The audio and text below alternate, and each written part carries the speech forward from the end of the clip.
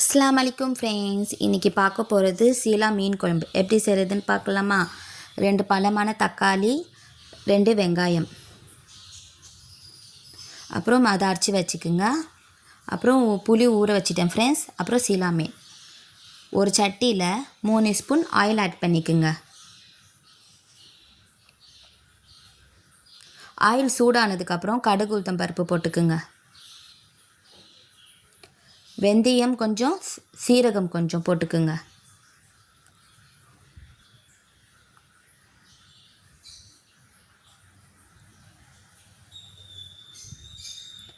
கொஞ்சம் கருவேப்பிலை,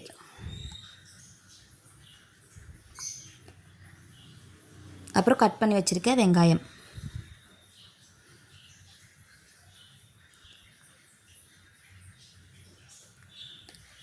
நல்லா வதக்கணும்.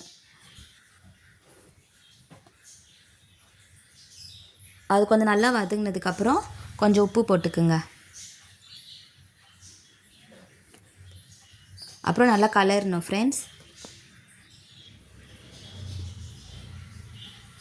மீன் குழம்பு சட்டியில் செஞ்சிங்கன்னா இன்னும் கொஞ்சம் சூப்பராக இருக்கும் ஃப்ரெண்ட்ஸ்.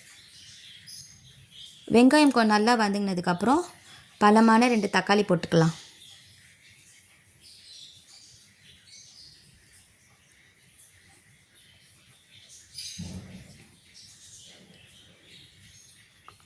அப்புறம் கொஞ்சம் மஞ்சள் தூள்,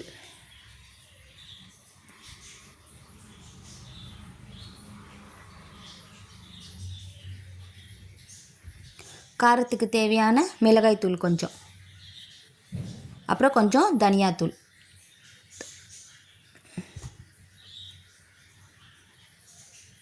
கொஞ்சம் தனி மிளகாய் தூள் போட்டு நல்லா கிளறுங்க ஃப்ரெண்ட்ஸ். அப்புறம் கொஞ்சம் வதங்கிறதுக்காக கொஞ்சம் தண்ணி ஆட் பண்ணிக்கலாம்.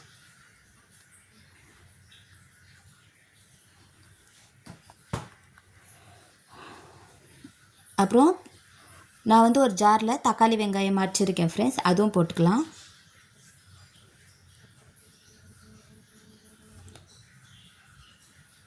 ரெண்டு தக்காளி 2 வெங்காயம் ஃபஸ்ட் நம்ம பார்த்தோம் இல்லையா, அதை அரைச்சிக்கலாம் ஃப்ரெண்ட்ஸ். அரைச்சி அது போட்டதுக்கப்புறம் நல்லா கொதி வரணும். நல்லா இந்த மாதிரி பபுள்ஸ் மாதிரி வரும்போது நம்ம புளி கரைசலை போட்டுருவோம்.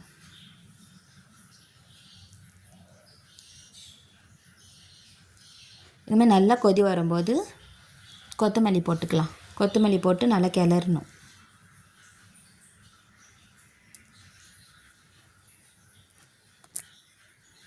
இந்த மாதிரி நல்லா கொதி வர நேரத்தில் சீலா மீன் போட்டுக்கலாம். சீலா மீன் போட்டு ஒரு 5 நிமிஷம் வேக வைக்கணும். அவ்வளோதான் ஃப்ரெண்ட்ஸ், மீன் நல்லா வெந்துச்சு. சுவையான மீன் குழம்பு தயார்.